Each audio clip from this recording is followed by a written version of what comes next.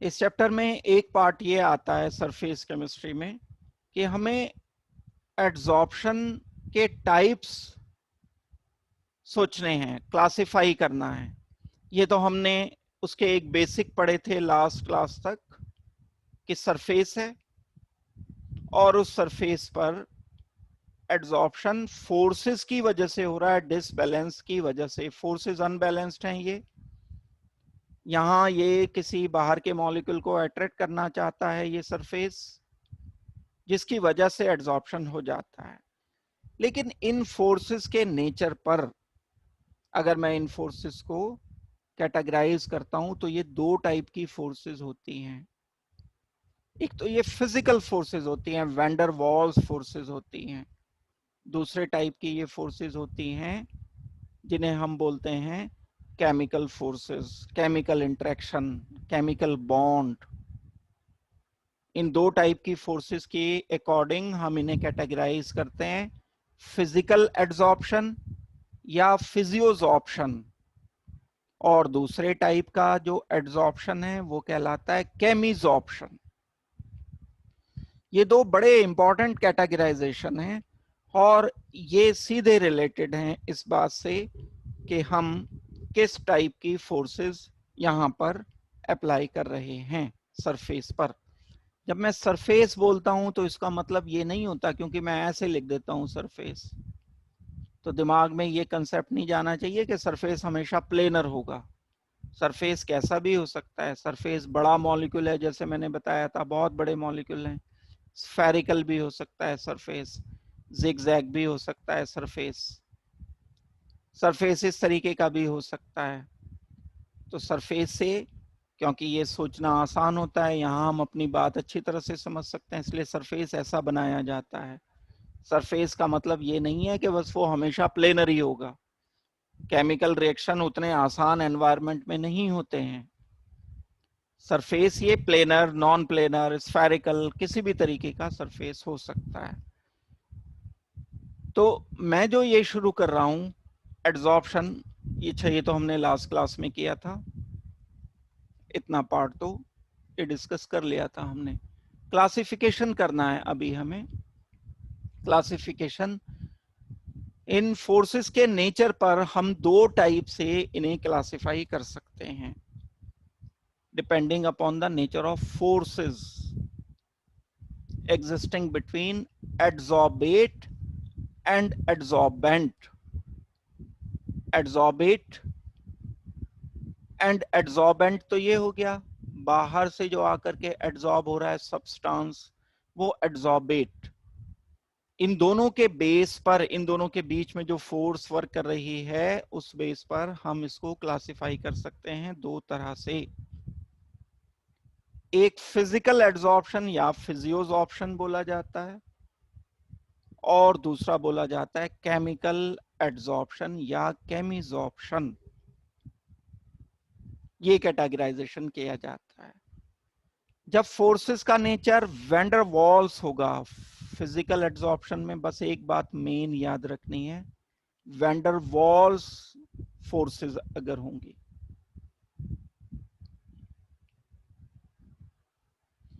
जो बाहर से मॉलिक्यूल आ रहा है और जो सरफेस है उसके बीच में जो फोर्स वर्क कर रही है, अगर वो वैंडर वॉल्स फोर्स है, बड़ी वीक फोर्सेस होती हैं, ये बहुत पुअर फोर्सेस हैं, बहुत स्ट्रॉन्ग फोर्सेस नहीं होती।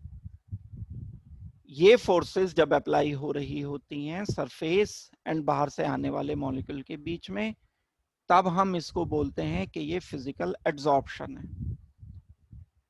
जब बाहर से आने वाले मॉलिक्यूल के बीच में एंड सरफेस के मॉलिक्यूल के बीच में इंटरेक्शन जो होता है, केमिकल इंटरेक्शन होता है। ये सरफेस का मॉलिक्यूल है, ये बाहर से कोई गैस मॉलिक्यूल आ रहा है, इनके बीच में केमिकल बॉन्ड बन गया,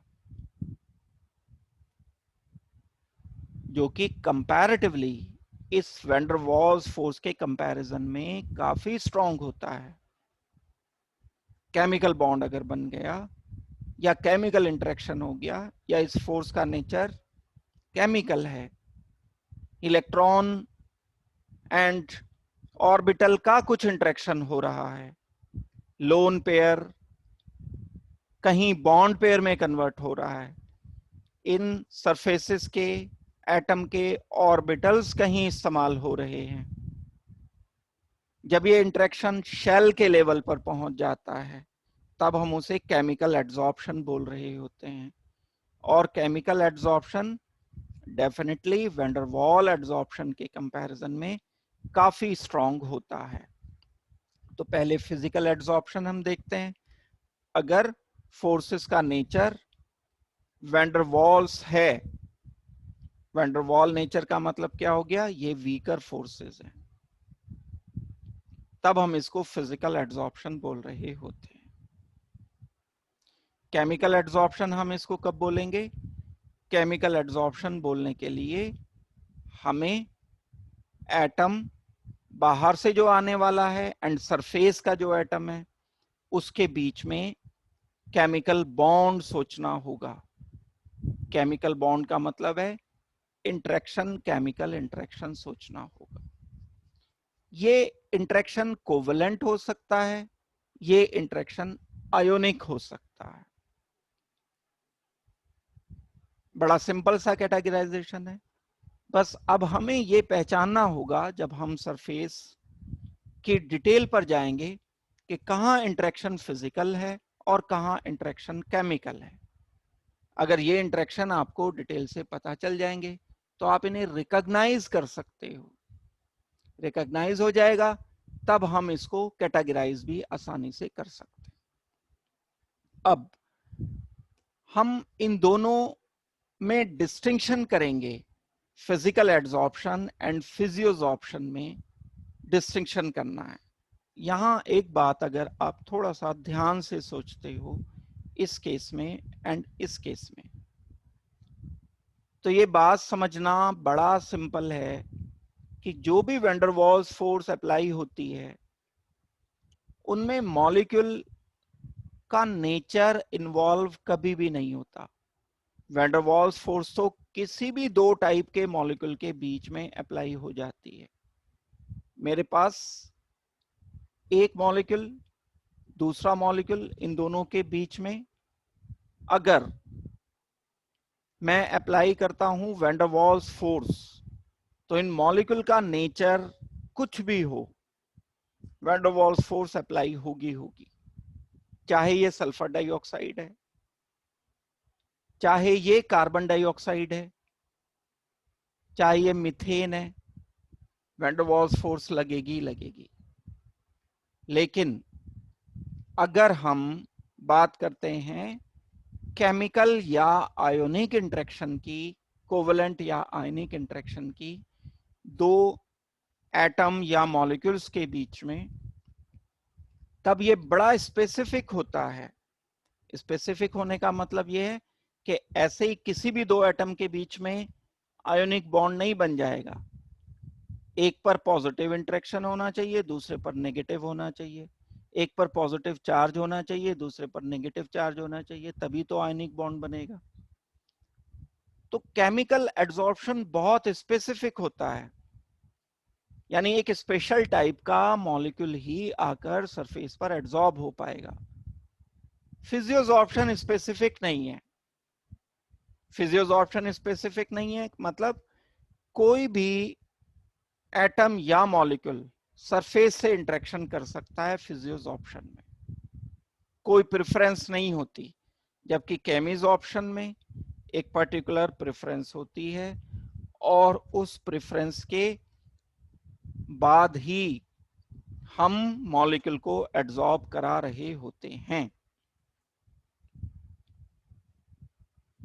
तो कैरेक्टरिस्टिक पर आते हैं हम। इसकी कैरेक्टरिस्टिक ऑफ फिजियोसॉर्प्शन, सबसे पहला पॉइंट कैरेक्टरिस्टिक में ये है कि स्पेसिफिसिटी नहीं होती, स्पेसिफिक नहीं होता ये। अभी जैसा कि मैंने बताया कि सरफेस के एटम पर, सरफेस के मॉलिक्यूल्स या एटम में बाहर से XYZ कोई भी मॉलिक्यूल आकर के एड्सॉर्ब हो सकता है। ये इस आने वाले ये ए भी हो सकता है, ये बी भी हो सकता है, ये C भी हो सकता है, ये D भी हो सकता है,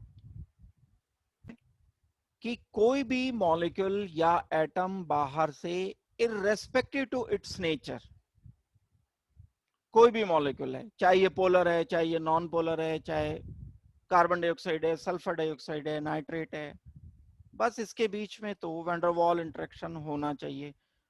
और दुनिया के कोई से भी दो मॉलिक्यूल के बीच में वैन डर वाल इंटरेक्शन होता है, अगर आप फोर्सेस के बारे में अवेयर हो तो।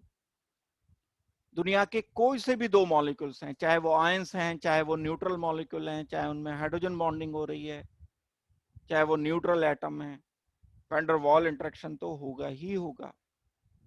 तो क्योंकि ये वैन डर वाल इंटरेक्शन पर डिपेंड करता है फिजियोस ऑप्शन, इसलिए यहां पर स्पेसिफिक बिहेवियर नहीं होता है। स्पेसिफिक अगर ये नहीं है तब हम कह सकते हैं किसी भी टाइप का मॉलिक्यूल आकर के एड्सॉर्ब हो सकता है। ये फोर्सेस यूनिवर्सल हैं, यूनिवर्सल मतलब हमेशा अप्लाई होती हैं, किन्हीं भी दो एटम या किन्हीं भी दो मॉलिक्यूल के बीच में अप्लाई होती हैं। जबकि केमिज ऑप्शन जो होता है, केमिज ऑप्शन बड़ा स्पेसिफिक होता है। दो एक पट ऐसा तो नहीं मैं कि अगर बॉन्ड बनाना चाहता हूं तो वाटर के एंड अमोनिया के बीच में कोई केमिकल बॉन्ड बना दूंगा, नहीं बन पाएगा, क्योंकि उसके लिए तो कंडीशन चाहिए। अमोनिया मॉलिक्यूल BH3 से तो बॉन्ड बना सकता है, क्योंकि इसके पास खाली ऑर्बिटल है, इसके पास लोन पेयर है, ये बॉन्ड बना पाएगा। लेकिन अमोनिया एंड वाटर मॉलिक्यूल आपस में कोई केमिकल बॉन्ड नहीं बना पाते हैं। तो स्पेसिफिक होता है केमिकल बॉन्ड, जबकि वैन डर वाल्स यूनिवर्सल होती हैं, किन्हीं भी दो के बीच में इंटरेक्शन होगा। एक तो बात ये हो गई कि फिजियोस ऑप्शन कैरेक्टरिस्टिक क्या है, स्पेसिफिसिटी नहीं होती इसमें। दूसरा नेचर ऑफ एड्सॉर्बेट, जो नेचर ऑफ एड्सॉर्बेट है, यहां पर एक बात आपको ये समझनी होगी कि क्रिटिकल टेम्परेचर पर डिपेंड करेगा। ये क्या चीज होती है क्रिटिकल टेम्परेचर? बहुत सारी गैसेस होती हैं जो बहुत आसानी से लिक्विफाई हो जाती हैं, लिक्विड में कन्वर्ट हो जाती हैं, यानी इनका क्रिटिकल टेम्परेचर हाई होता है। गैसेस स्टेट में +1 में आपने ये टर्म पढ़ रखा है, क्रिटिकल टेम्परेचर बड़ी आसानी से एड्सॉर्ब हो जाती हैं। जैसे मैं दो केसेस लेता हूं, एक मैं बोलता हूं अमोनिया, एक दूसरा मैं लेता हूं मीथेन CH4। अगर मैं मीथेन के मॉलिक्यूल को एंड अमोनिया के मॉलिक्यूल को कंटेनर में रख करके प्रेशराइज करता हूं, हाई प्रेशर करता हूं, ऊपर से प्रेशर ज्यादा अप्लाई करता हूं, इस पर मैंने 10 बार प्रेशर अप्लाई किया, इस पर मैंने 10 बार प्रेशर अप्लाई किया, तो मॉलिक्यूल नजदीक नजदीक आएंगे। प्रेशर हाई होने पर वॉल्यूम रिड्यूस होगा, वॉल्यूम रिड्यूस होगा तो मॉलिक्यूल नजदीक हो जाएंगे, यानी गैस से लिक्विड की तरफ चल पड़ेंगे। एक बात। दूसरी बात, मैंने टेम्परेचर लो किया, टेम्परेचर मैंने -10 डिग्री कर दिया, इसका टेम्परेचर भी -10 डिग्री कर दिया, -10 डिग्री सेल्सियस। अब जो पहले लिक्विड में कन्वर्ट होगा उसको मैं बोलूंगा इजीली लिक्विफेबल। एक पर्टिकुलर टेम्परेचर पर, लोअर टेम्परेचर पर एंड प्रेशर पर कोई गैस अगर लिक्विड बन पा रही है तब वो उसका लिक्विफिकेशन कहलाता है।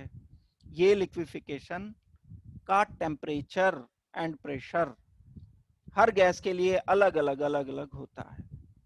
जैसे हीलियम है, बहुत मुश्किल काम है इसको लिक्विड बनाना। नियॉन है, बहुत मुश्किल काम है इसको लिक्विड बनाना। अमोनिया है, बहुत आसान है इसको लिक्विड बनाना। अमोनिया थोड़ा सा प्रेशर अप्लाई करने पर, थोड़ा सा टेम्परेचर डाउन करने पर एकदम लिक्विड में कन्वर्ट हो जाता है। तो बड़ा सिंपल सा फैक्ट है, जो गैस इजीली लिक्विफेबल है, आसानी से लिक्विड में कन्वर्ट हो जाती है, वो बड़ी आसानी से एड्सॉर्ब हो जाती है किसी सरफेस पर। रीजन, लिक्विफेबल वो तभी होगी जब इस गैस में इंटरेक्शन कंपैरेटिवली ज्यादा होंगे। तो सरफेस के मॉलिक्यूल से इंटरेक्शन ज्यादा होते हैं और इनमें आपस में भी इंटरेक्शन ज्यादा होते हैं। तो जब ये सरफेस पर आकर के किसी सरफेस पर ये एड्सॉर्ब होंगे अमोनिया के मॉलिक्यूल, तो आपस के इंटरेक्शन इनके स्ट्रॉन्गर होने की वजह से ये आसानी से लिक्विड में क्योंकि कन्वर्ट हो जाते हैं, इसलिए स्ट्रॉन्गर इंटरेक्शन इनके होते हैं। तो सरफेस पर भी ये बड़ी आसानी से एड्सॉर्ब हो जाते हैं। तो एक दूसरा पॉइंट हमें क्या पता चला कि लिक्विफेबल गैस जो आसानी से लिक्विफेबल हैं वो बड़ी आसानी से एड्सॉर्ब हो जाती है। ये बात क्लियर हो गई सब लोगों को? जो stronger van der Waals forces वाली होती हैं, एक क्रिटिकल टेम्परेचर की बात मैं कर रहा हूं यहां, इसको जाकर के फिर बात वही आ जाती है कि बेसिक्स की। इसको क्रिटिकल टेम्परेचर को एक बार फिर से गैसियस स्टेट में मिलेगा आपको, ये जहां तक हो सकता है मैं बेसिक रिपीट कर देता हूं आपको। एक पर्टिकुलर टेम्परेचर होता है जिस टेम्परेचर से ऊपर वो गैस लिक्विफाई नहीं कर पाती, उसको हम क्रिटिकल टेम्परेचर बोल रहे होते हैं। मैंने शॉर्ट में आपको बता दिया, लेकिन इसकी डिटेल थोड़ी सी जाकर के पढ़ोगे तो थोड़े से फाइन लेवल के क्वेश्चन भी आप सॉल्व कर पाओगे। तो जो वैन डर वाल्स फोर्सेस हैं वो क्रिटिकल टेम्परेचर के आसपास स्ट्रॉन्गर हो रही होती हैं। ये कारण होता है जिसकी वजह से नेचर ऑफ एड्सॉर्बेट पर डिपेंड करता है। एक बात ये है, क्या पढ़ रहे हैं हम? कैरेक्टरिस्टिक पढ़ रहे हैं किसकी? फिजियोसॉर्प्शन की। दो कैरेक्टरिस्टिक हमने की, स्पेसिफिक नहीं होता। कोई भी मॉलिक्यूल किसी भी सरफेस पर एड्सॉर्ब कर सकता है, कोई कंडीशन नहीं है कि यही वाला ज्यादा होगा यही वाला कम होगा। हाँ, रेट ऑफ एड्सॉर्प्शन डिसॉर्प्शन ज्यादा कम हो सकता है, एक मॉलिक्यूल का ज्यादा एक का कम। किसका ज्यादा होगा? जो इजीली लिक्विफेबल गैस हैं उनका ज्यादा होगा। इसका मतलब ये नहीं है कि सारी बराबर रेट से होंगे अगर लैक ऑफ स्पेसिफिसिटी हो गया। तो हमें क्या करना चाहिए? हमें देखना चाहिए कि नेचर ऑफ एड्सॉर्बेंट क्या है। लिक्विफेबल गैस आसानी से एड्सॉर्ब हो जाएंगी, जो कम लिक्विफेबल हैं वो एड्सॉर्ब आसानी से नहीं होंगी। तीसरा, इसका एक बिहेवियर होता है, ये रिवर्सिबल होता है नेचर में। रिवर्सिबल होने का मतलब है एड्सॉर्प्शन डिसॉर्प्शन साथ चलते हैं। इक्विलिब्रियम अलग चीज है, रिवर्सिबिलिटी अलग चीज है। जब ये मॉलिक्यूल बाहर से आया, आकर इस पर एड्सॉर्ब हो गया, तो थोड़ी देर के बाद 150 मॉलिक्यूल जब एड्सॉर्ब हो गए तो कुछ वापस भी जाना शुरू हो जाएंगे यहां से, तो रिवर्सिबिलिटी आ गई। तो यहां से मॉलिक्यूल आ भी रहे हैं जा भी रहे हैं, आ भी रहे हैं जा भी रहे हैं, तो रिवर्सिबिलिटी है। कहीं पर सीटिंग अरेंजमेंट है, जैसे बाहर से एक गेट से कोई आ भी सकता है, कोई उठ के जा भी सकता है। वहां से हॉल है, सिनेमा हॉल है, वहां पर कोई एंट्री भी कर सकता है, जाने के लिए भी फ्री है। रिवर्सिबिलिटी है, दैट मीन्स ऐसा नहीं कि बस आ गए तो अंदर कैद हो गए, बाहर जाएंगे नहीं वापस। और इक्विलिब्रियम हम कब बोलेंगे? जब ये बराबर रहेगा, चार लोग अंदर एंटर कर रहे हैं तो चार ही वापस निकल रहे हैं, तो इनकी संख्या अंदर बिल्कुल कांस्टेंट रहेगी। ये इक्विलिब्रियम है। तो इक्विलिब्रियम एक अलग चीज है, रिवर्सिबिलिटी एक अलग चीज है। तो जो फिजिकल एड्सॉर्प्शन है वो रिवर्सिबल होता है। और फिजिकल एड्सॉर्प्शन प्रेशर पर डिपेंड करता है। कैसे प्रेशर पर डिपेंड करेगा? जब किसी कंटेनर में हम कोई सरफेस रख देते हैं, एग्जाम्पल के लिए मेरे पास यहाँ एक कोई पिस्टन है मूवेबल, इसको मैं प्रेशर अप्लाई करके मूव करके डाउनवर्ड कर सकता हूं। यहाँ एक सरफेस रखा है जिस पर मैं एड्सॉर्प्शन चेक करना चाहता हूँ और यहाँ कोई गैस फील्ड है। अब ये गैस इस पर एड्सॉर्ब भी हो रही होगी आकर के। मैं इस पर प्रेशर अप्लाई करके इसे पिस्टन को डाउन कर देता हूँ। डाउन करने पर अब ये मॉलिक्यूल इस सरफेस पर ज्यादा प्रेशर अप्लाई करेंगे और एड्सॉर्ब भी ज्यादा होंगे।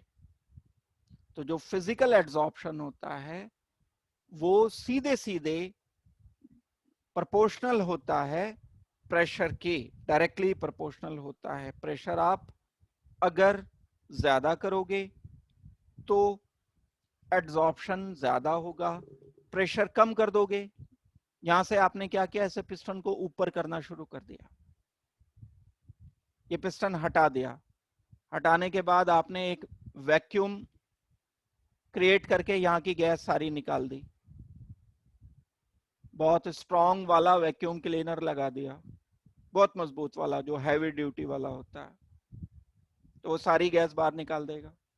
बाहर निकाल देगा तो ये जो यहाँ के गैस के मॉलिक्यूल हैं ये भी वापस जाने की कोशिश करेंगे, अट्रैक्शन।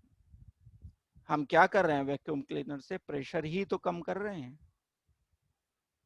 और अगर पिस्टन को मैं वापस दोबारा से प्रेशराइज करके इधर लेकर के आ रहा हूं तो प्रेशर ही तो इंक्रीज कर रहा हूं। तो ये एड्सॉर्प्शन होना, डिसॉर्प्शन होना डिपेंड कर रहा है सीधा सीधा इस बात पर कि हम प्रेशर कितना यूज कर रहे हैं। तो जो एड्सॉर्प्शन होता है डिपेंड करता है प्रेशर पर। फिजिकल एड्सॉर्प्शन की बात हो रही है, ये कैरेक्टरिस्टिक फिजिकल एड्सॉर्प्शन की तो पढ़ रहे हैं हम। टेम्परेचर पर भी डिपेंड करता है। अगर एक कोई गैस है और आप उसको किसी एक पर्टिकुलर टेम्परेचर पर एड्सॉर्ब कराना चाह रहे हो, यहां थोड़ी देर के बाद आप टेम्परेचर इसका बढ़ा देते हो। टेम्परेचर बढ़ाने पर क्या होगा, जो गैस के मॉलिक्यूल हैं वो तो वापस अपनी गैसेस स्टेट में जाने की कोशिश करेंगे। वो क्यों बैठेंगे इस गर्म सरफेस पर? या अगर हम टेक्निकली साइंटिफिक लैंग्वेज में सोचें तो इनके बीच की फोर्सेस ज्यादा टेम्परेचर पर आसानी से टूट जाएंगी। तो जैसे जैसे टेम्परेचर बढ़ेगा ऐसे ऐसे फिजिकल एड्सॉर्प्शन कम होगा। मैंने एड्सॉर्प्शन कम होगा नहीं बोला, फिजिकल एड्सॉर्प्शन कम होगा। टेम्परेचर बढ़ने के साथ साथ फिजिकल एड्सॉर्प्शन कम होता चला जाता है। ये बात मुझे मेरी समझ आ गई होगी आप लोगों को आसानी से। यानी टेम्परेचर के इनवर्सली प्रोपोर्शनल होता है एंड प्रेशर के डायरेक्टली प्रोपोर्शनल होता है फिजियोसॉर्प्शन। ये दो चीजें बड़ी इंपॉर्टेंट हैं। रिलेशन जब आपसे पूछा जाएगा कैरेक्टरिस्टिक क्या है तो ये कैरेक्टरिस्टिक आपको बतानी होगी। अब टेम्परेचर का इफेक्ट एंड प्रेशर का इफेक्ट हम किस तरह से सोच सकते हैं। एक इक्विलिब्रियम में, रिवर्सिबिलिटी में प्रिंसिपल होता था, रूल होता था, ले चैटरियल्स प्रिंसिपल।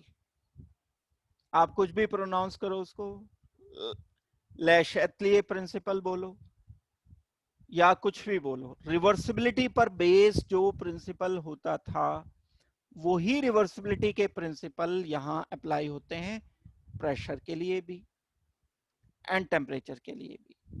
कैसे रिवर्सिबिलिटी के रूल्स अप्लाई होते हैं, जैसे जैसे हम प्रेशर बढ़ाते हैं तो वॉल्यूम कम होता है, प्रेशर बढ़ाने पर वॉल्यूम कम होगा। अब जब ये मॉलिक्यूल यहां एड्सॉर्ब हो जाएंगे तो ये बढ़े हुए प्रेशर को न्यूट्रल कर देंगे। बढ़े हुए प्रेशर को न्यूट्रल करने का मतलब है अब ये गैस रहेंगे ही नहीं मॉलिक्यूल, जब ये इधर आकर के एड्सॉर्ब हो गए, तो एड्सॉर्ब हो गए तो अब ये इनका प्रेशर उतना नहीं रहेगा जितना जब ये गैसियस स्टेट में थे तब था। तो यहाँ ले शैतली प्रिंसिपल अप्लाई होता है टेम्परेचर पर भी एंड प्रेशर पर भी। तो ये दोनों बातें आपको पक्के से करनी है। फिजिकल एड्सॉर्प्शन प्रेशर के डायरेक्टली प्रोपोर्शनल है, इनवर्सली रिलेटेड है ये टेम्परेचर के। इसके अलावा ये डिपेंड करता है सरफेस एरिया पर। ये बात हम पहले से सोचते आ रहे हैं और बड़ी सिंपल सी बात है, कोई बड़ा मुश्किल काम नहीं है ये सोचना। एक छोटा सरफेस है, एक बहुत बड़ा सरफेस है। मान लो ये 1 मीटर स्क्वायर है सरफेस और ये 10 सेंटीमीटर स्क्वायर है, तो ये छोटा सरफेस हुआ, ये बड़ा। अब यहाँ ज्यादा अपॉर्चुनिटी है ना मॉलिक्यूल के बैठने की। भाई बड़े हॉल में ज्यादा लोग बैठ सकते हैं यहाँ करके, छोटे हॉल में कम लोग बैठ सकते हैं।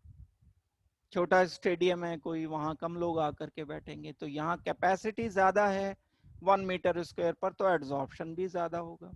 यहाँ कैपेसिटी कम है, सरफेस एरिया कम है, तो एड्सॉर्प्शन सीधे सीधे डिपेंड करता है एड्सॉर्बेंट के सरफेस एरिया पर। सरफेस एरिया अकेले नहीं बोलना, सरफेस एरिया किस चीज का? सरफेस एरिया एड्सॉर्बेंट का।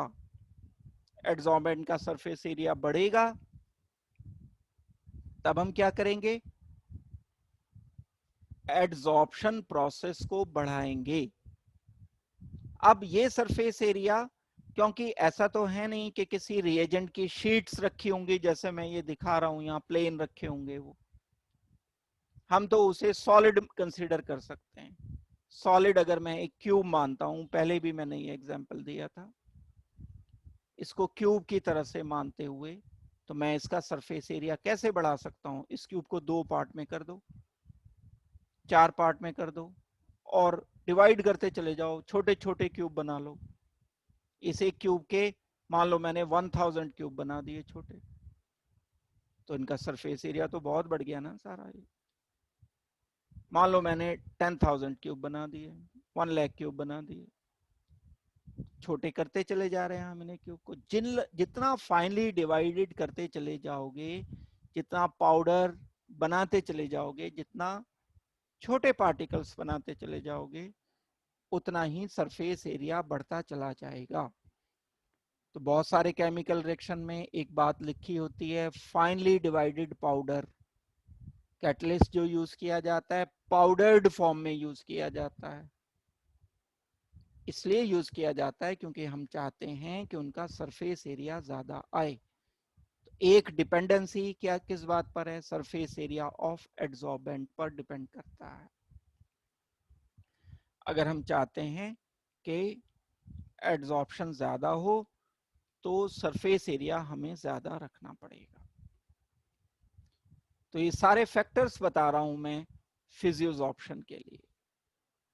तो अब इनसे जो क्वेश्चंस हैं, जैसे मैंने ये आपको सारे फैक्टर बताए, इनसे अभी और भी फैक्टर बचते हैं, लेकिन इनसे जो क्वेश्चन आएंगे आपके सब्जेक्टिव क्वेश्चन, या तो आपको डिपेंडेंसी बतानी होगी कि डिपेंडेंसी किस तरह से है। टेम्परेचर पर डिपेंडेंसी क्या होती है, प्रेशर के साथ क्या डिपेंडेंसी होती है, फिजियोसॉर्प्शन वैंडरवाल्स फोर्सेस पर डिपेंड करता है। सल्फर डाइऑक्साइड अगर हम लेते हैं एंड अमोनिया लेते हैं तो कौन सा ज्यादा एड्सॉर्ब होगा? तो सीधा सा आंसर करोगे आप कि जो ज्यादा आसानी से लिक्विफाई होगा वो ज्यादा एड्सॉर्ब होगा। ये एक एक लाइन के क्वेश्चन आने के चांसेस हैं। अभी आजकल जो आपके होम एग्जाम जो होगा उसमें तो बड़े छोटे छोटे से क्वेश्चन आएंगे, और यही वही ऑब्जेक्टिव को बस 1 नंबर के क्वेश्चन बना दिए जाएंगे। तो सरफेस एरिया ऑफ एड्सॉर्बेंट पर डिपेंड करता है, ये बात हमने डिस्कस की। वाई फाइनली डिवाइडेड, जैसे अब ये क्वेश्चन बनाया गया, क्वेश्चन तो अपनी लैंग्वेज चेंज कर करके बनाया जाएगा। अब या तो फाइनली डिवाइडेड बोल दो या बोल दो metal and porous substance. Porous होने का मतलब भी हमने सरफेस एरिया बढ़ा दिया, पोर्स कर दिए, उसमें छोटे छोटे होल्स कर दिए। ये अच्छे एड्सॉर्बेंट इसलिए होते हैं finely divided metal and porous substance, क्योंकि इनके सरफेस एरिया बढ़ जाते हैं। क्या आंसर लिखोगे इसका? क्योंकि इनके सरफेस एरिया इंक्रीज कर गए, इसलिए ये अच्छे एड्सॉर्बेंट होते हैं। इसके अलावा why physical adsorption increase with increase in pressure? आप ले शैटलियर प्रिंसिपल अप्लाई करके बताओगे, क्योंकि प्रेशर बढ़ाने पर वॉल्यूम कम हो जाता है और गैस किसी सरफेस पर एड्सॉर्ब करने पर अपने वॉल्यूम को रिड्यूस कर देती है। दैट मीन्स ले शैटलियर प्रिंसिपल अप्लाई होता है। दैट्स वाई प्रेशर बढ़ाने पर एड्सॉर्प्शन का रेट बढ़ जाता है। टेम्परेचर बढ़ाने पर क्यों एड्सॉर्प्शन कम हो जाता है?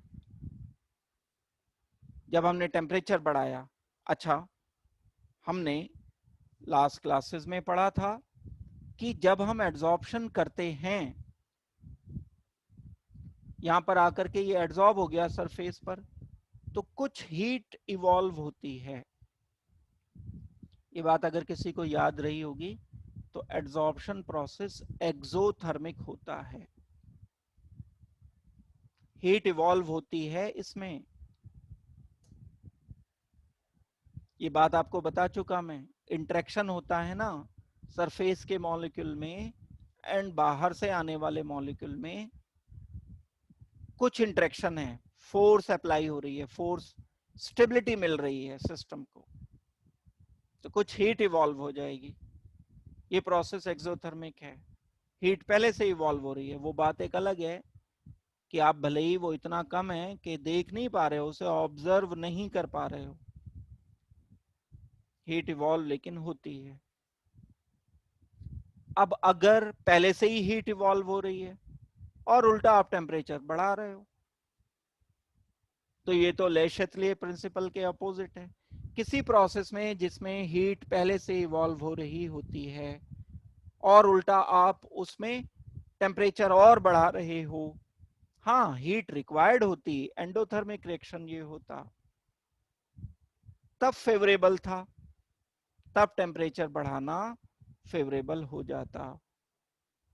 जैसा कि कुछ केमिज ऑप्शन में होता है, बहुत सारे केमिकल रिएक्शंस ऐसे होते हैं जिनमें हीट रिक्वायर्ड होती है, कुछ एक होते हैं। अगर ऐसा कोई रिएक्शन है जहां हीट रिक्वायर्ड होती है, तब टेम्परेचर बढ़ाना फायदेमंद रहता है। लेकिन फिलहाल जो एड्सॉर्प्शन फिजियोसॉर्प्शन प्रोसेसेस हैं वो तो सारे के सारे एक्सोथर्मिक होते हैं, तो टेम्परेचर बढ़ाने पर डिक्रीज करता है रेट ऑफ एड्सॉर्प्शन। ये दो क्वेश्चन है, दो क्वेश्चन के आंसर मैंने एक्सप्लेन कर दिए हैं, ऐसे ही आपके एग्जाम में ये आ जाएंगे। एक जैसे हम ये करते हैं एंथैल्पी ऑफ एड्सॉर्प्शन, ये बात हम थोड़ी सी पहले भी पढ़ चुके हैं। कैसी होगी एंथैल्पी ऑफ एड्सॉर्प्शन? अभी अभी भी बताया, बिल्कुल साथ के साथ नेगेटिव होनी चाहिए, delta H must be negative, तभी तो हीट इवॉल्व होगी भाई। मतलब जो फाइनल प्रोडक्ट है उसकी एनर्जी कम हो, एड्सॉर्ब होने के बाद सरफेस पर जब एड्सॉर्प्शन हो चुका, ये बाहर से मॉलिक्यूल आया, ये सरफेस का एटम या मॉलिक्यूल है, एड्सॉर्प्शन हो चुका, तो अब इसकी एनर्जी कम होनी चाहिए।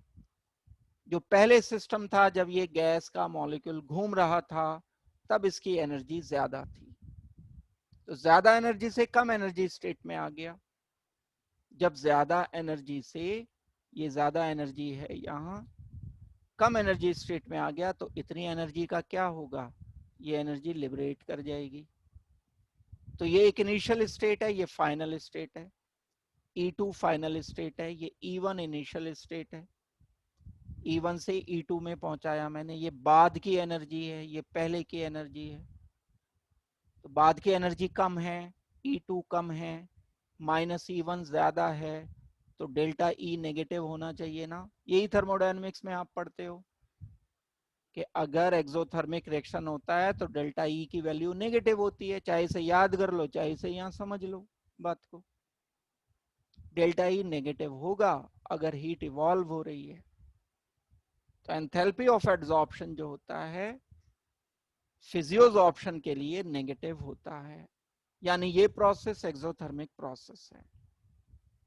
और हम जब मेजर करते हैं, मेजरमेंट करते हैं, तो एक सिंपल फिजियोज ऑप्शन के लिए वैल्यू तो देखो बहुत कम होगी इसकी, जो एक्सोथर्मिक प्रोसेस है ये होगा तो एक्सोथर्मिक, लेकिन वैल्यू इतनी कम होगी, आप कभी नहीं देखते कि किसी सरफेस पर डस्ट एब्जॉर्ब हो गया तो हीट इवॉल्व होती नजर आ रही है। लेकिन कुछ ना कुछ हीट बहुत कम ही सही इवॉल्व जरूर होती है, चाहे हम उसको मेजरमेंट नहीं कर पा रहे हैं। तो ये एंथैल्पी ऑफ एड्सॉर्प्शन का मैग्नीट्यूड बहुत ही कम होता है। तो एंथैल्पी ऑफ एड्सॉर्प्शन जो होती है ये काफी कम है, क्वाइट लो। लगभग किस ऑर्डर की होती है? एक मोल के लिए ये 20 से लेकर के 40 किलो जूल रहती है, जो कि काफी कम अमाउंट है। क्यों लो होती है ये इतनी? क्योंकि ये गैस मॉलिक्यूल के एंड जो सरफेस का जो एटम्स हैं उनके बीच में वीक फोर्स वर्क करती है। ये फोर्स काफी वीक फोर्स है। वीक फोर्स है तो कम ही एनर्जी इवॉल्व होगी। यहां अगर आपसे पूछा जाए कि ये एक्सोथर्मिक तो है रिएक्शन, लेकिन बहुत कम अमाउंट क्यों इवॉल्व होता है, तो आप कहोगे क्योंकि वैन डर वाल्स फोर्सेस बहुत वीक होती हैं, इसलिए बहुत कम अमाउंट एनर्जी का इवॉल्व होगा। ये भी क्वेश्चन रीजनिंग का है, एक लाइन का, एक वर्ड का, फिलअप में किसी भी तरह से ये आ सकता है। तो ये क्वेश्चन जो है इस तरह से आ सकता है। In physical adsorption enthalpy of adsorption is very low. Why? क्या रीजन है? Because adsorbent and adsorbate molecules के बीच में इंटरेक्शन बड़ा पुअर, बड़ा वीक होता है, इसलिए ये वैल्यू काफी कम आती है। इसके बाद हम आते हैं केमिकल एड्सॉर्प्शन पर। केमिकल एड्सॉर्प्शन में काफी सारे पॉइंट ऑपोजिट होते हैं फिजिकल एड्सॉर्प्शन से। फिजिकल एड्सॉर्प्शन के एंड केमिकल एड्सॉर्प्शन के काफी सारे पॉइंट डिफरेंट होते हैं। कौन कौन से पॉइंट डिफरेंट होते हैं वो मैं डिस्कस कर रहा हूं, पहले आप इसे नोट कर लो। फिजियोजॉर्प्शन में पहला पॉइंट किया था कि ये स्पेसिफिक नहीं होता, लेकिन केमिकल एड्सॉर्प्शन हाईली स्पेसिफिक होता है। कैरेक्टरिस्टिक अगर हम सोचते हैं केमिकल एड्सॉर्प्शन की एंड फिजिकल एड्सॉर्प्शन की, तो ये हाईली स्पेसिफिक क्यों होता है? क्योंकि एक स्पेशल टाइप की फोर्सेस ही किन्हीं दो मॉलिक्यूल के बीच में एप्लीकेबल होती हैं। तो सबसे पहला पॉइंट डिफरेंस भी है। अगर केमिजॉर्प्शन फिजियोजॉर्प्शन में डिफरेंस बोलोगे तो ये जरूर आप बताओगे। हाईली स्पेसिफिक होता है क्योंकि केमिकल बॉन्डिंग होती है एड्सॉर्बेट एंड एड्सॉर्बेंट मॉलिक्यूल्स में। मतलब जो बाहर से मॉलिक्यूल आकर के यहां एड्सॉर्ब होना चाह रहा है और इसका अपना मॉलिक्यूल है, इनके बीच में वैन डर वाल्स फोर्स नहीं है, अब केमिकल बॉन्ड है। और बॉन्ड तो दो स्पेसिफिक एटम के बीच में ही बन पाता है, ऐसा नहीं कि किसी भी दो एटम के बीच में बॉन्ड बन जाएगा। कि आपने कोई एक मॉलिक्यूल लिया, जैसा मैंने भी एग्जांपल दिया था, एक वाटर लिया और एक मीथेन ले लिया, एक CH4 एक वाटर। अब इनके बीच में थोड़ी ही कोई बॉन्ड बन जाएगा, वाटर एंड ये आपस में बॉन्ड बना लें, कोई भी बॉन्ड नहीं बनता, कोई रिएक्शन नहीं होता, कोई इंटरेक्शन नहीं होता। लेकिन इनके बीच में van der Waals force work करेगी जरूर, कम से ही, बहुत कम होगी, वो बात एक अलग है। वैन डर वाल इंटरेक्शन तो दुनिया के हर दो मॉलिक्यूल के बीच में होता है, कोई भी हो, कैसे भी हो मॉलिक्यूल। बस इसी फर्क को आप अगर समझ लोगे तो बात समझ आ जाएगी। तो हाईली स्पेसिफिक होगा केमिजॉर्प्शन, क्योंकि इनके बीच में एक स्पेसिफिक केमिकल बॉन्ड होता है, पॉसिबिलिटी रहती है केमिकल बॉन्डिंग की सरफेस के एंड बाहर से आने वाले मॉलिक्यूल के बीच में। एक तो पॉइंट ये है। एग्जाम्पल हम इसके दे सकते हैं बहुत सारे एग्जाम्पल। जो हम एल्कीन का हाइड्रोजनेशन करते हैं, तो एल्कीन का हाइड्रोजनेशन करने पर मेटल के सरफेस पर हाइड्रोजन एड्सॉर्ब हो पाता है। अब हाइड्रोजन एड्सॉर्ब हो गया इसका मतलब ये नहीं है कि कुछ भी एड्सॉर्ब हो जाएगा। Hydrogen is adsorbed by transition metal. Transition metal क्या होते हैं?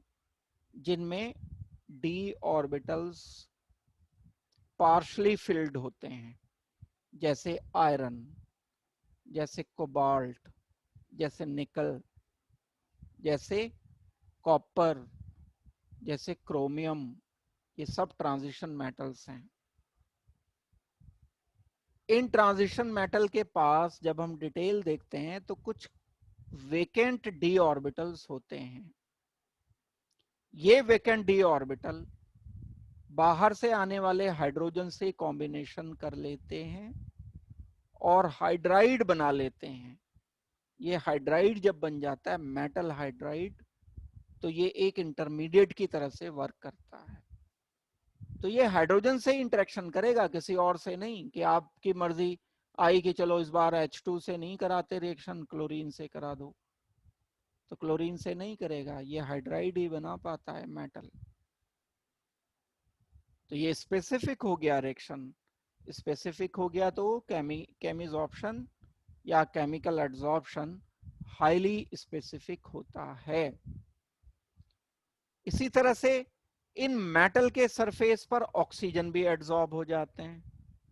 ऑक्सीजन के रिएक्शन के लिए भी कई बार ये मेटल कैटलिस्ट की तरह से वर्क कर रहे होते हैं। तो दो के लिए ये स्पेस, अब ऐसा भी नहीं है कि मेटल भी मेरी मर्जी है कोई सा भी ले लूं, ये भी स्पेसिफिक है। अगर निकल कैटलिस्ट होता है तो निकल ही लेना है। ऐसा नहीं है कि चलो निकल नहीं था इस बार आयरन ले लो, नहीं, ये नहीं चलेगा क्योंकि स्पेसिफिक है। निकल ही हाइड्रोजन के साथ हाइड्राइड बनाता है, आयरन नहीं बना पाता। अब ये तो केमिकल रिएक्शन से रिलेटेड है कि आयरन के पास वैकेंट ऑर्बिटल उतने नहीं आ पाएंगे जितने निकल के पास एप्रोप्रिएट एनर्जी के ऑर्बिटल्स चाहिए थे। तो ये तो हमें इसकी डिटेल में जाकर के देखना पड़ेगा कि यही क्यों, आयरन क्यों नहीं, निकल क्यों नहीं, निकल क्यों, आयरन क्यों नहीं।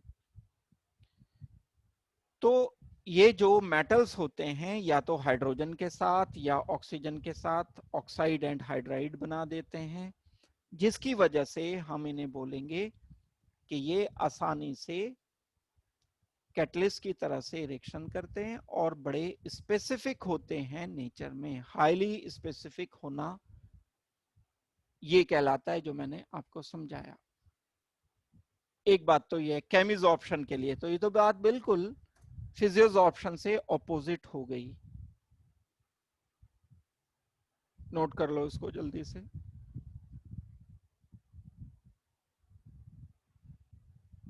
हमने एक पॉइंट पढ़ा था फिजियोजॉर्प्शन में कि ये रिवर्सिबल होता है। रिवर्सिबल होने का मतलब क्या बताया गया था आपको कि सरफेस पर एक एटम मॉलिक्यूल आया और जो पहले से आया हुआ है या आए हुए हैं कई सारे, उनमें से कुछ हट भी रहे हैं, आ भी रहे हैं, हट भी रहे हैं, रिवर्सिबिलिटी है। यहां पर ऐसा नहीं होगा। ये तो बॉन्ड बन गया ना इन दोनों के बीच में, सरफेस के मॉलिक्यूल एटम के बीच में, बाहर से आने वाले के बीच में बॉन्ड बन गया। अगर बॉन्ड बन गया तो मतलब ये एक परमानेंट इफेक्ट हो गया। इरिवर्सिबल होता है नेचर में। केमिजॉर्प्शन इज इरिवर्सिबल इन नेचर। या अगर रिवर्सिबिलिटी होती भी है तो नेग्लिजिबल होती है और कंडीशनल होती है कि एक कंडीशन में आके एड्सॉर्ब हो रहे हैं, दूसरी कंडीशन में डिसॉर्ब हो जाएंगे, क्योंकि यहां एक तरीके के कंपाउंड बन जाते हैं। अभी हमने कहा मेटल से हाइड्रोजन का कॉम्बिनेशन करके मेटल हाइड्राइड बन गया, मेटल का ऑक्सीजन से रिएक्शन करके ऑक्साइड बन गया। तो ये तो एक तरीके से परमानेंट प्रोडक्ट बन गए। परमानेंट प्रोडक्ट बन जाने की वजह से हम इन्हें बोलेंगे कि ये इररिवर्सिबल होते हैं। ये बात क्लियर हो जानी चाहिए, बड़ी सिंपल सी बात है। फर्दर जब हम टेम्परेचर का रिलेशन देखते हैं तो टेम्परेचर का रिलेशन डिपेंड करता है केमिकल रिएक्शन पर, क्योंकि केमिकल एड्सॉर्प्शन या केमिसॉर्प्शन बॉन्ड बनने पर डिपेंड कर रहा है, तो इनकी एक्टिवेशन एनर्जी हाई होती है। एक्टिवेशन एनर्जी क्या? एक प्रोसेस को रिएक्टेंट से प्रोडक्ट में आने पर कुछ मिनिमम अमाउंट ऑफ एनर्जी चाहिए होता है। ऐसा नहीं कि बस ये यहीं से ऐसे सीधा आ जाएगा, कुछ minimum amount of energy required होता है। That minimum amount of energy is called as energy of activation. ये पहले हमने केमिकल काइनेटिक्स में डिस्कस किया था। ये एनर्जी ऑफ एक्टिवेशन हमें रिक्वायर्ड होगी ज्यादा केमिसॉर्प्शन में, फिजियोसॉर्प्शन में ये बहुत कम रिक्वायर्ड होगी। तो ये एनर्जी कहां से मिल पाएगी? टेम्परेचर से। टेम्परेचर बढ़ाने पर ये एनर्जी ऑफ एक्टिवेशन हमें प्रोवाइड हो जाती है, मिल जाती है। तो केमिसॉर्प्शन बढ़ सकता है टेम्परेचर बढ़ाने पर। फिजियोसॉर्प्शन के लिए अपोजिट इफेक्ट था, यानी टेम्परेचर के ये डायरेक्टली प्रोपोर्शनल निकल सकता है, निकलेगा बल्कि। जबकि जो फिजियोसॉर्प्शन है, फिजियोसॉर्प्शन टेम्परेचर बढ़ाने पर कम हो जाता है। इनवर्स रिलेशन था, यहां डायरेक्ट रिलेशन है।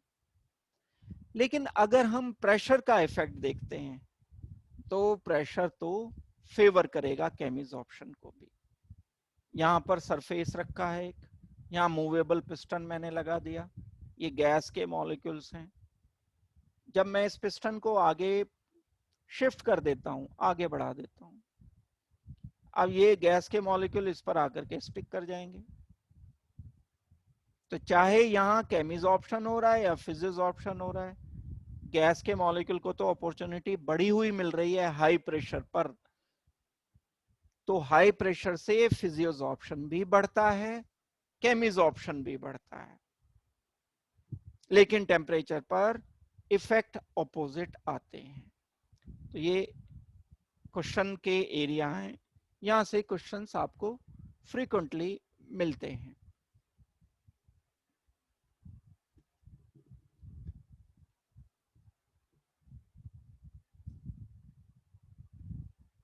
इस एरिया तो चाहे केमिसॉर्प्शन हो चाहे फिजियोसॉर्प्शन हो, भाई सरफेस एरिया बढ़ेगा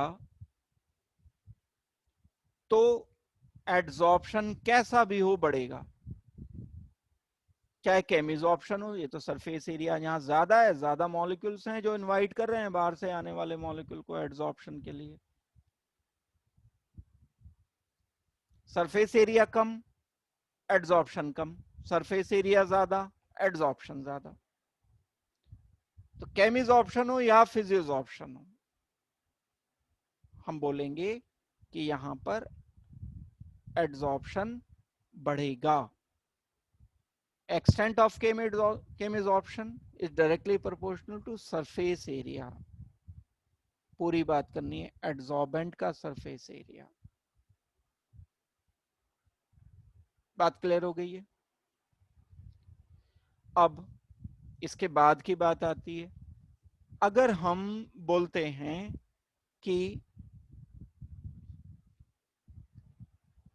एंथैल्पी ऑफ एड्सॉर्प्शन, तो फिजियोसॉर्प्शन में ये फोर्सेस बाहर से आने वाले मॉलिक्यूल एंड सरफेस के मॉलिक्यूल के बीच में, फिजियोसॉर्प्शन में ये फोर्स वीक है, तो कम एनर्जी लिबरेट करती है। अभी हमने किया था 20 किलो जूल पर मोल। लेकिन केमिसॉर्प्शन में बाहर से आने वाले मॉलिक्यूल एंड सरफेस के मॉलिक्यूल के बीच की फोर्स स्ट्रॉन्ग फोर्स है। अगर ये फोर्स स्ट्रॉन्ग फोर्स है तो large amount of energy liberate करेगा यहां। केमीज ऑप्शन में एंड फिजियोज ऑप्शन में एक मेजर डिफरेंस ये होता है कि यहाँ जो एनर्जी लिबरेट करती है वो काफी ज्यादा होती है फिजियोज ऑप्शन के कंपैरिजन में। एंथैल्पी ऑफ एड्सॉर्प्शन अगर हम बोलें तो केमीज ऑप्शन में एंथैल्पी ऑफ एड्सॉर्प्शन हाई होता है और इसकी वैल्यू 80 से लेकर के 240 तक हो जाती है। 240 अगर हम मानते हैं, हायर एंड पर देखते हैं तो 10 गुना ज्यादा है, लगभग किलो जूल पर मोल। एक मोल में इतनी एनर्जी लगभग रिक्वायर्ड होती है। तो ये एक इस चैप्टर का बड़ा इंपॉर्टेंट पार्ट मैंने बताया। ये इंपॉर्टेंस क्या आएगा क्वेश्चन आपके इस सिलेबस में, क्या क्वेश्चन आ सकता है, आपसे क्वेश्चन पूछा जा सकता है, what are the differences between physisorption and chemisorption. तो ये सारे डिफरेंसेस आपको लिख लेने होंगे जो मैंने आपको बताया। अगर एक जगह पर हम इन सारे डिफरेंसेस को करते हैं तो कैसे लिख पाएंगे हम उन्हें।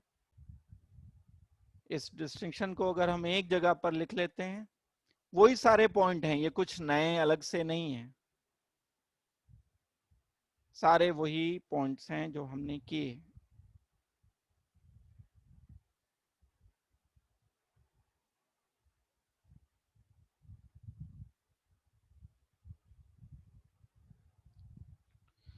यहाँ ये क्वेश्चन मार्क जरूर आता है कि टेम्परेचर बढ़ाने के साथ ये क्यों बढ़ता है, because of high activation energy.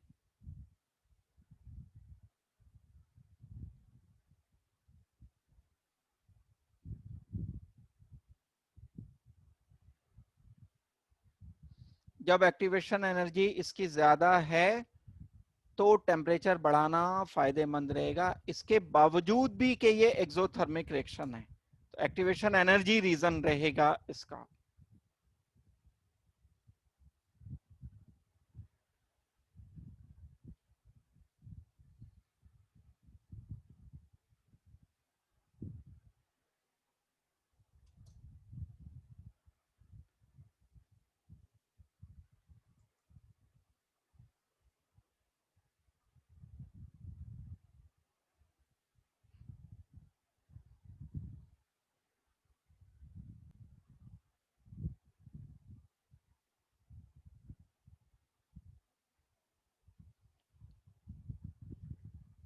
Multi molecular layer ये बना पाता है फिजियोज ऑप्शन, अभी मैं बता रहा हूं क्या होती है।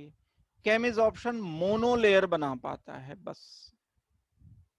मल्टी मॉलिक्यूलर लेयर का क्या मतलब है, जब हम किसी भी सरफेस पर एड्सॉर्प्शन करा देते हैं, बाहर से ये फिजियोज ऑप्शन हो रहा है और एक लेयर बन गई, डस्ट की एक लेयर बन गई, डस्ट पार्टिकल्स हैं ये। अब इस लेयर पर फर्दर और पार्टिकल आकर के दूसरे, अब ये भी तो मॉलिक्यूल की एक शीट बन गई, लेयर बन गई। यहां फिर फोर्स डिसबैलेंस्ड है, फोर्स डिसबैलेंस्ड है तो बाहर से एटम या मॉलिक्यूल आकर फिर दोबारा से लेयर बना सकता है। वो बात एक अलग है, मॉलिक्यूल की उतनी संख्या नहीं होगी यहाँ, ये हॉलो होगा थोड़ा। ये जबकि डेंस ज्यादा था तो पहले वाली लेयर बनने में एंड दूसरे वाली लेयर बनने में फर्क होगा। पहले वाली लेयर आसानी से बनेगी, दूसरे वाली लेयर थोड़ा मुश्किल से बनेगी। लेकिन फिर भी हम क्या करेंगे, हम इसमें दूसरी एक लेयर प्रोसीड कर सकते हैं, बना सकते हैं, क्योंकि जब ये लेयर बन गई तो इसकी फोर्सेस भी फ्री हैं। तो मल्टी मॉलिक्यूलर लेयर बनती है फिजियोज ऑप्शन में। लेकिन केमिज ऑप्शन में जब एटम्स हैं मेरे पास यहां और बाहर से जो मॉलिक्यूल्स आए हैं उन्होंने केमिकल बॉन्ड बना दिया, अब जो सरफेस के एटम थे वो तो अलग हैं, बाहर से जो एड्सॉर्ब हो करके इन्होंने केमिकल कंपाउंड बना दिया वो अलग है। अब ऊपर से और कोई मॉलिक्यूल नहीं आकर के केमिकल रिएक्शन कर सकता, सरफेस कवर हो गया पूरी तरह से। तो इसमें मोनोलेयर बनती है, एक लेयर बनती है केमिसॉर्प्शन में। ये एक अंतर है जो पहले नहीं बताया था आपको। बाकी ये तो हम पहले कर चुके हैं डिस्कस। क्योंकि फोर्सेस वीक होती हैं तो एक्टिवेशन एनर्जी कम होती है। डिसऑर्प्शन रहता है साथ। High pressure is favourable, decrease of pressure does not cause desorption. क्यों नहीं होता डिसऑर्प्शन? क्योंकि जब मैं यहां प्रेशर को लो करूंगा तो जो मॉलिक्यूल पहले से एड्सॉर्ब हो चुके थे वो हट जाएंगे। लेकिन ये तो केमिकल बॉन्ड बन चुके केमिसॉर्प्शन में, तो इसके एंड बाहर से आने वाले एटम के बीच में केमिकल बॉन्ड बन चुके। जब केमिकल बॉन्ड बन चुके तो प्रेशर कम करने पर ये वापस डिसॉर्ब नहीं होगा। ये अंतर है। एक हम कर चुके इससे पहले, एक स्पेसिफिक होता है, ये स्पेसिफिक नहीं होता। ये डिफरेंस तो हम पहले से कर चुके हैं। तो ये सारे पॉइंट्स हैं जो डिस्टिंक्शन के हैं। Factors which affect the extent of adsorption. बहुत सारी बातें हमने अभी पढ़ी, वही ऑलमोस्ट ये है। नेचर ऑफ एड्सॉर्बेट, थोड़ा तेज करना है इसको आप इसको, क्योंकि हम ये बात को रिपीट कर रहे हैं मैक्सिमम बातें, लेकिन थोड़ा टेक्निकली कर रहे हैं, एग्जाम्पल लेकर के कर रहे हैं। एग्जाम्पल्स इसमें आ जाएंगे, इसलिए करना भी इसको जरूरी है, लेकिन थोड़ा फास्ट करना है इसको। तो किन किन बातों पर एड्सॉर्प्शन, एक्सटेंट ऑफ एड्सॉर्प्शन का मतलब क्या है? कितना ज्यादा एड्सॉर्प्शन हो रहा है, कितना कम हो रहा है। मैं क्या कह सकता हूं, मेरे पास ये कोई लेयर शीट है और इस पूरे का मास सपोज करते हैं 100 ग्राम है, और मैंने इस पर कोई गैस को एड्सॉर्ब किया, एड्सॉर्प्शन चल रहा है। सपोज करते हैं ये 5 ग्राम इस पर एड्सॉर्ब होगी। अब मैं जब ऊपर से प्रेशर बढ़ा दूंगा तो 5 ग्राम की जगह ये हो सकता है 6 ग्राम एड्सॉर्ब होना शुरू हो जाए। तो मैंने क्या बोला कि एक्सटेंट ऑफ एड्सॉर्प्शन अब ज्यादा है हाई प्रेशर पर। फिजियोसॉर्प्शन की बात हो रही है, या केमिसॉर्प्शन भी आप कह सकते हो। यानी मास जो मैंने एड्सॉर्ब किया वो इंक्रीज हो गया, ये मीनिंग है एड्सॉर्प्शन। और ये हमने पहले आसानी से किया था कि एक्सटेंट ऑफ एड्सॉर्प्शन किन किन बातों पर डिपेंड करती है? प्रेशर पर डिपेंड करती है। टेम्परेचर बढ़ाएंगे तो एक्सटेंट ऑफ एड्सॉर्प्शन कम हो जाएगा। एड्सॉर्बेट पर डिपेंड करती है, गैस पर डिपेंड करेगी। क्या बात थी वो? जो इजीली लिक्विफेबल गैस हैं वो आसानी से एड्सॉर्ब हो जाती हैं। कौन सी गैसेस इजीली लिक्विफेबल हैं जो आसानी से लिक्विड में कन्वर्ट हो जाती हैं? कार्बन डाइऑक्साइड है, अमोनिया है, क्लोरीन है। जो पोलर गैसेस होती हैं या जो हैवी गैसेस होती हैं वो आसानी से लिक्विड में कन्वर्ट हो जाती हैं, जिनमें इंटरेक्शन ज्यादा होते हैं। इनमें सबसे आगे अमोनिया है। अमोनिया में क्योंकि आपस में हाइड्रोजन बॉन्ड बनते हैं तो वो बहुत आसानी से लिक्विफेबल रहती है। फाइनली डिवाइडेड अगर हम लेते हैं या पोरस लेते हैं, चारकोल या कोई और एटम्स या मॉलिक्यूल्स, तब इनको बोला जाएगा कि सरफेस एरिया इंक्रीज हो गया है। सरफेस एरिया क्योंकि बढ़ गया है तो इसलिए एड्सॉर्प्शन का एक्सटेंट बढ़ जाएगा।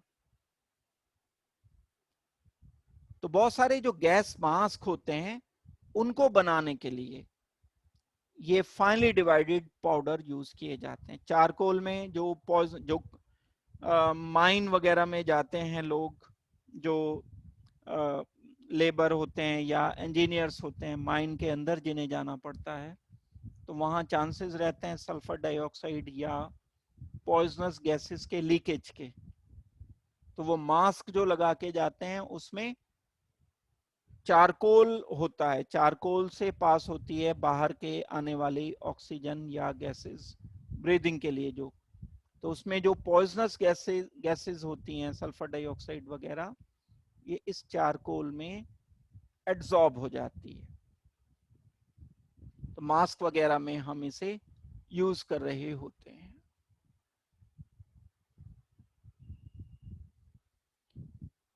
नोट कर लो इसको जल्दी से। ये surface area of solid adsorbent पर एक्सटेंट ऑफ एड्सॉर्प्शन की बात हो रही है। Smaller the particle of adsorbent greater is its surface area. जितना फाइनली डिवाइडेड होगा उतना ही ज्यादा ये एड्सॉर्प्शन होगा, ये बात हम डिस्कस कर चुके हैं। Effect of pressure on adsorbate of gas and temperature, ये दोनों का हम इस पर इफेक्ट देख सकते हैं। प्रेशर इंक्रीज होगा तो एड्सॉर्प्शन बढ़ेगा, लो टेम्परेचर पर एड्सॉर्प्शन का रेट ज्यादा होगा।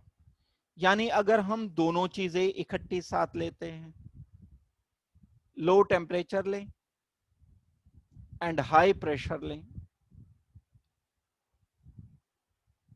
टेम्परेचर लो करते हुए अगर हम प्रेशर हाई कर देते हैं तब आसानी से एड्सॉर्प्शन होना चाहिए।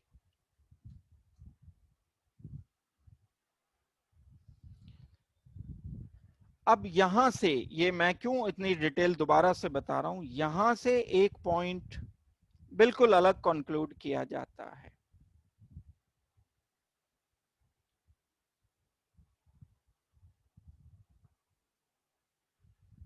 पहले इसको नोट कर लो फिर मैं बताता हूं। ये जो ग्राफ मैं बता रहा हूं ये किस चीज का ग्राफ है? ये ग्राफ है प्रेशर बढ़ाने के साथ साथ एक्सटेंट ऑफ एड्सॉर्प्शन कैसे चेंज होता है, यानी एड्सॉर्प्शन कैसे बढ़ता है। सरफेस पर बाहर से मॉलिक्यूल आकर के एड्सॉर्ब होते जा रहे हैं, ये बाहर मॉलिक्यूल गैस के मॉलिक्यूल हैं, ये आकर के एड्सॉर्ब हो रहे हैं। मैंने प्रेशर हाई कर दिया, ऊपर से ज्यादा प्रेशर अप्लाई कर दिया, क्लोज सिस्टम में है ये, ऊपर से जब पिस्टन पर प्रेशर अप्लाई किया तो ये गैस के मॉलिक्यूल और नजदीक आएंगे, कोलाइड और ज्यादा होंगे, एड्सॉर्प्शन और ज्यादा होगा, तो मैं बोलूंगा प्रेशर बढ़ाने पर एक्सटेंट ऑफ एड्सॉर्प्शन बढ़ गया। लेकिन ये हमेशा ऐसा लीनियर नहीं होगा। क्यों नहीं होगा? जब एड्सॉर्प्शन होता जा रहा है तो ये जगह भी तो कम बढ़ती जा रही है इसकी, ये कवर होता जा रहा है। पहली लेयर तो बड़ी आसानी से बनती है, दूसरी लेयर तो बड़ी मुश्किल से बनती है। तो यहां वाली रेंज में ये कम बढ़ेगा, यहां वाली रेंज में ये ज्यादा बढ़ेगा। एक रेंज तक मैं बोल सकता हूं कि ये स्मूथ रिलेशन है, डायरेक्टली प्रोपोर्शनल है। जो बिल्कुल एग्जैक्टली अगर सोचा जाए तो ग्राफ कुछ ऐसा आना चाहिए।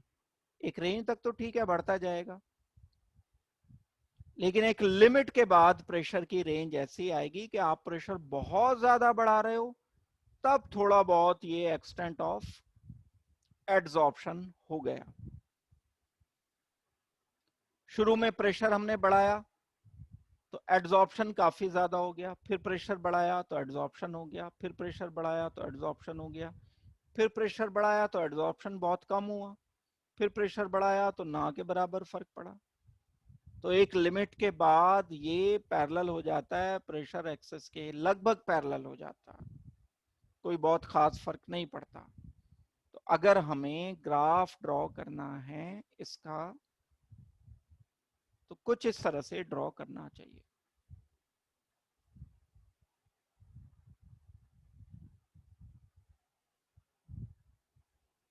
ये पॉइंट इंपॉर्टेंट है, extent of adsorption at small range of pressure. यानी ऐसा नहीं कि आप प्रेशर बहुत हाई कर देते हो तो भी ये डायरेक्टली प्रोपोर्शनल रहेगा। डायरेक्टली प्रोपोर्शनल एक लिमिट तक रहेगा, एक लिमिट के बाद जाकर डायरेक्टली प्रोपोर्शनल रिलेशन इसका खत्म हो जाएगा। क्या ग्राफ हम ड्रॉ कर सकते हैं? ये ग्राफ ड्रॉ कर पाएंगे। जो मैं अभी आपको समझा रहा था।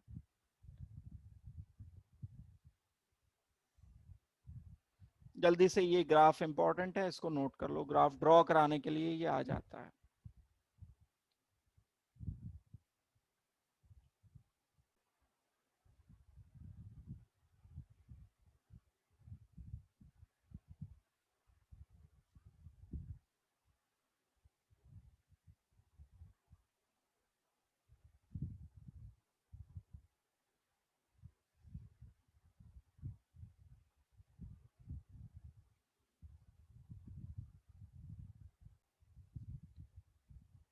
ये दोनों इफेक्ट टेम्परेचर एंड प्रेशर के इंपॉर्टेंट हैं।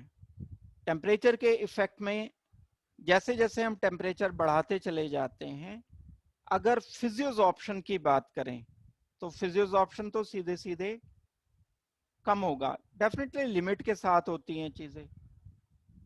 फिजियोज ऑप्शन तो ऐसे है, टेम्परेचर हम बढ़ा रहे हैं, फिजियोज ऑप्शन को मैं लिख सकता हूं x/m।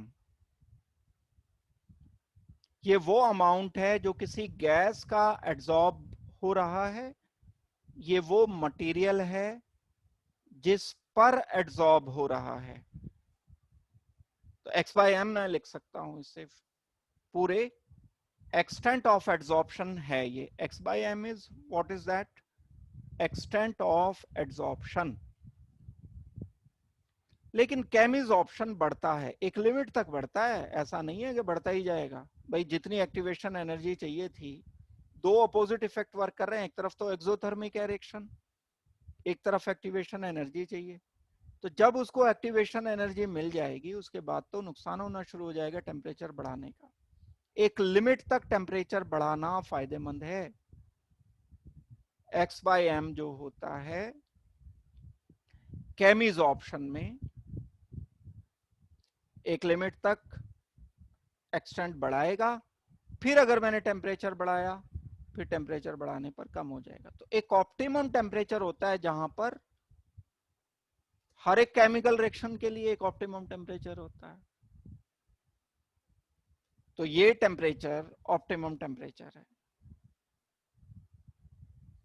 ये मोस्ट फेवरेबल है। यहां तक फायदेमंद रहा टेम्परेचर बढ़ाना। इसके बाद टेम्परेचर अगर बढ़ा दिया तो नुकसान होना शुरू हो जाएगा, x/m कम हो जाएगा फिर, क्योंकि रिएक्शन भी तो एक्सोथर्मिक है ये। तो इस तरह से हम दो अलग अलग इफेक्ट देख पा रहे हैं। अगर टेम्परेचर का इफेक्ट देखते हैं फिजियोज ऑप्शन पर, डेफिनेटली प्रेशर कांस्टेंट रखेंगे, दोनों को इकट्ठा नहीं किया, फिर तो बड़ा सिनर्जिक सा ग्राफ आएगा ना। कितने प्रेशर पर टेम्परेचर भी मैं, फिर तो 3 डायमेंशनल ग्राफ हो गया। एक एक प्रेशर का एक्सेस होगा, एक टेम्परेचर का होगा, एक x/m का होगा। 3 एक्सेस लेने चाहिए फिर हमें।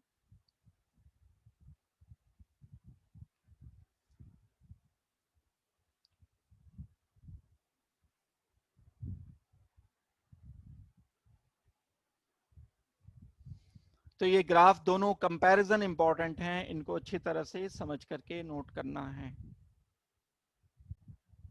ये क्योंकि ग्राफ कांस्टेंट प्रेशर पर हैं, तो इसलिए हम इन्हें आइसोबार बोल सकते हैं। Adsorption isobar. आइसोथर्म किसे बोलते हैं? कांस्टेंट टेम्परेचर पर जो कर रहे होते हैं हम प्रोसेसेस।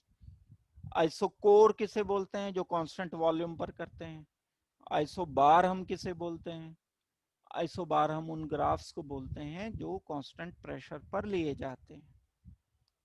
तो यहाँ x/m को आप एक्सटेंट ऑफ एड्सॉर्प्शन भी कह सकते हो। तो ये कहलाएगा एक्सटेंट ऑफ एड्सॉर्प्शन।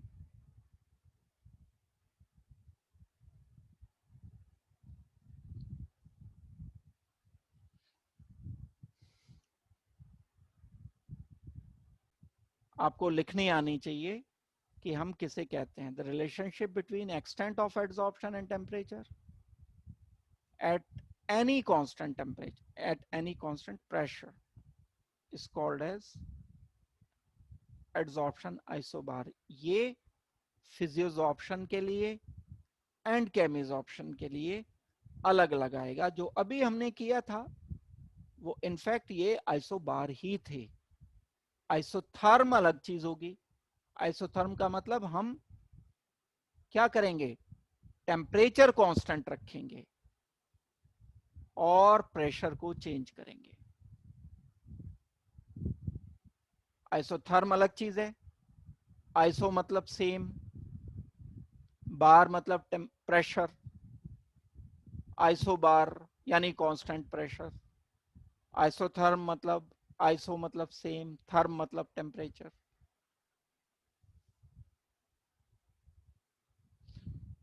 ये वही है जो अभी आपको बताया। नोट करना चाहो इसको जल्दी से नोट कर लो।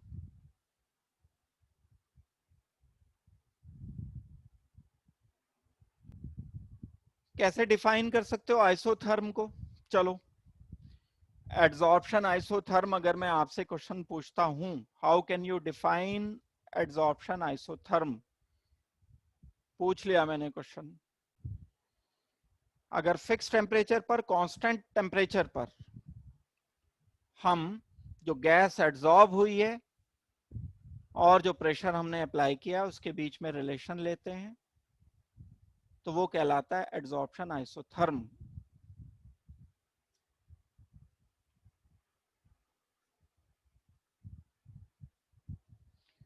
एक्सटेंट ऑफ एड्सॉर्प्शन क्या है?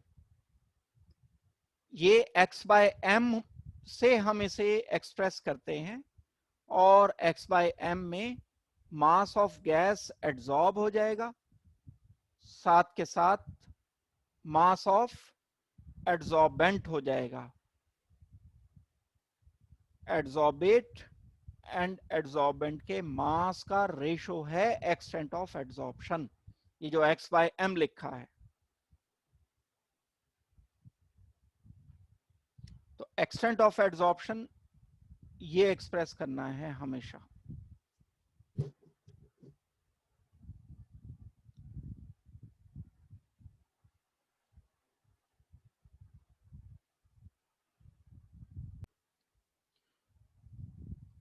तो फ्रेंडलिश एड्सॉर्प्शन आइसोथर्म में ये बताया गया था कि कोई भी गैस किस एक्सटेंट पर, किसी एक कांस्टेंट टेम्परेचर पर एड्सॉर्ब होती है। एक रिलेशन बताया था इस फ्रेंडलिश ने, और एक फॉर्मूला बताया था इनफैक्ट, और ये फॉर्मूला x बाय एम यानी एक्सटेंट ऑफ एड्सॉर्प्शन का रिलेशन प्रेशर के साथ था, लेकिन उसने कुछ इसकी प्रैक्टिकल करने के बाद यहां इसकी कुछ पावर दी थी। क्योंकि अगर वो पावर नहीं देगा कोई, यहां वन ही है, डायरेक्टली प्रोपोर्शनल टू पी मैं कह देता हूं, फिर तो लीनियर हो गया ये। जितना शुरू की 1 बार की जो रेंज पे इंक्रीमेंट हुआ x बाय एम का, उतना ही बाद में होना चाहिए, उतना ही और बाद में, उतना ही और बाद में, उतना ही और बाद में, तो लीनियर चलता चला जाएगा। जबकि ऐसा तो नहीं था, ग्राफ तो कुछ इस तरह से आ रहा था।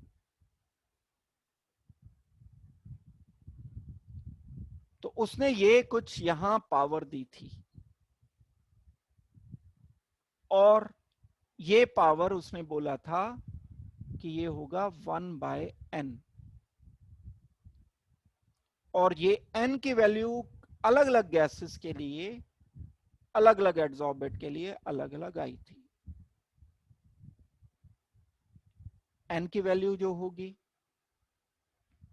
वो हमेशा कुछ ना कुछ ऐसी होगी जो 1 से कम रहे।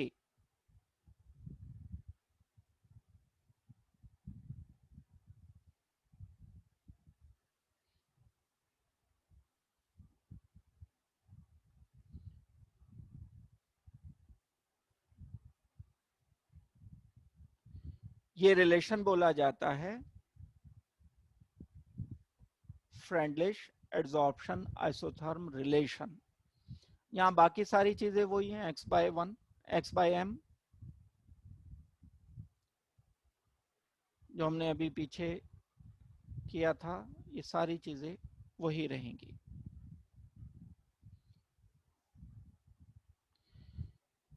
के एक कांस्टेंट है, यानी इसने जो बताया था फ्रेंडलिश ने, x by M directly proportional to p to the raise 1 by M.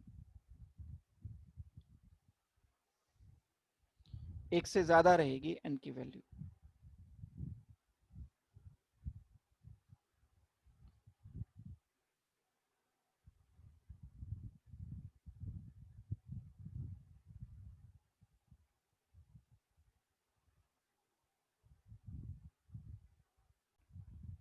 ये जो k कांस्टेंट है,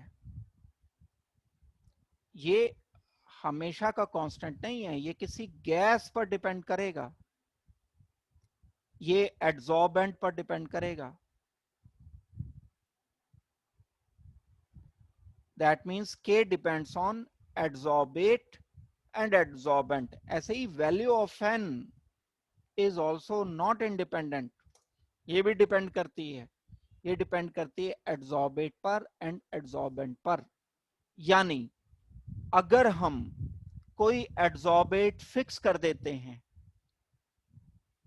और कोई एड्सॉर्बेंट फिक्स कर देते हैं, तो उसके लिए ये ग्राफ फिर फिक्स हो जाएगा। उसके लिए ये k की वैल्यू हमेशा कांस्टेंट रहेगी, चाहे आप प्रेशर की कोई भी रेंज लेते हो, और उसके लिए ये जो n की वैल्यू है ये फिक्स रहेगी। यानी एक पर्टिकुलर एड्सॉर्बेट एंड एक पर्टिकुलर एड्सॉर्बेंट के लिए k एंड n कांस्टेंट होंगे। ऐसा नहीं है कि मैंने अमोनिया के लिए k निकाल लिया तो अब ये सल्फर डाइऑक्साइड के लिए भी चल जाएगा। सल्फर डाइऑक्साइड का अपना k अलग होगा, उसका कांस्टेंट अपना अलग होगा। वैसे भी बात समझ आती है, जो अभी तक हम पढ़ रहे हैं, एड्सॉर्प्शन तो डिपेंड करता है ईज ऑफ लिक्विफिकेशन पर। ईज ऑफ लिक्विफिकेशन सब गैसेस का अलग अलग होता है, अमोनिया का ज्यादा होता है, हाइड्रोजन का कम होता है। तो डिपेंडेंसी k की एंड n की एड्सॉर्बेट एंड एड्सॉर्बेंट पर होती है।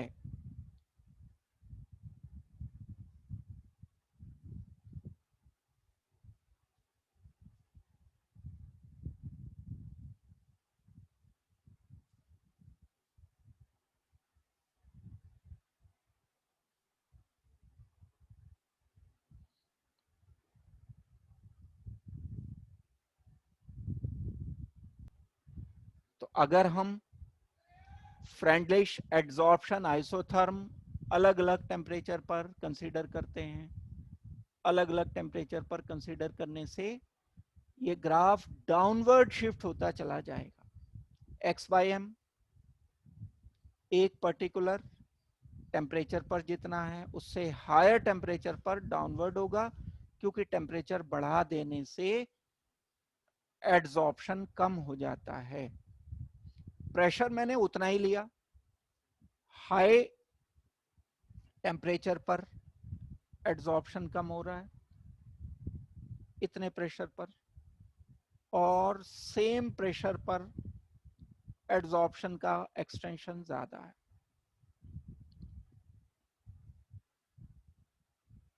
तो ये एक आइसोथर्म है, ये दूसरा आइसोथर्म है, ये तीसरा आइसोथर्म। टेम्परेचर कम है, ये ज्यादा है, ये और ज्यादा टेम्परेचर है। अलग अलग टेम्परेचर पर अलग अलग एड्सॉर्प्शन हम सोच पाएंगे। इंपॉर्टेंट है ग्राफ ये भी, और इसे प्रॉपरली करना है। एक लिमिट के बाद जाकर ये सेचुरेट हो जाएगा, और एक लिमिट के बाद जाकर के हम प्रेशर बढ़ाएंगे भी तो एक्सटेंट ऑफ एड्सॉर्प्शन नहीं बढ़ेगा।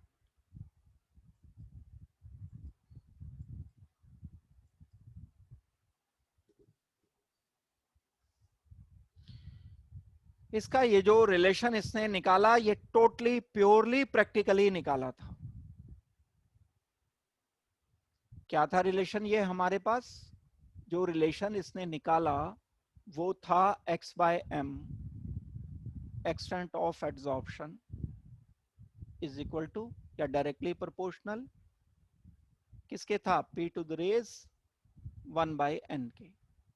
ये n कहां से कैलकुलेट किया गया?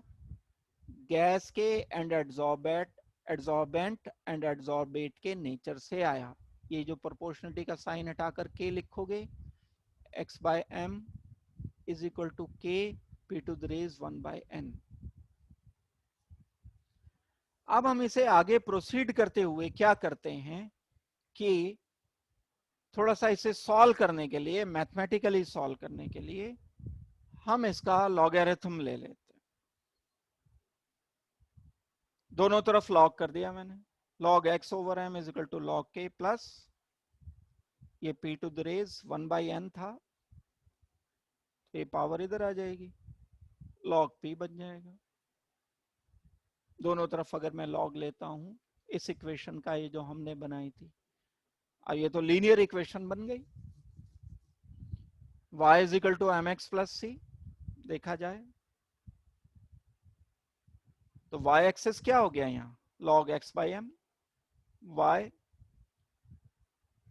और x एक्सिस क्या हो जाएगा, log p हो जाएगा, प्लस c क्या हो जाएगा, यहाँ log k हो जाएगा। ये स्ट्रेट लाइन हमारे पास आ गई है।